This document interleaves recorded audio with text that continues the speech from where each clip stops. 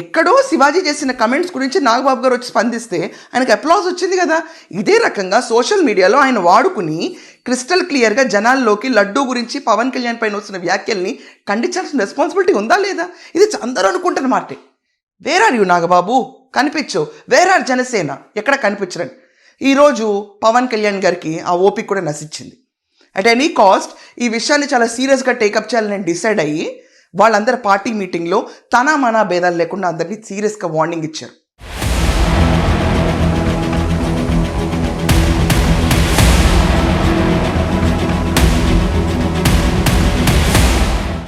Respond ఇవ్వాలి, అసలు facts జనాలకి తెలియచేయాలి, అసలు కల్తీ జరిగిందన్న విషయం పైన జనాన్ని ఎన్లైటన్ చేయాలి. జనసేన వాళ్ళు ఇలా నోరు మూసి కూర్చుంటే బాగోదని చెప్పి పవన్ కళ్యాణ్ గారు స్పందించారు.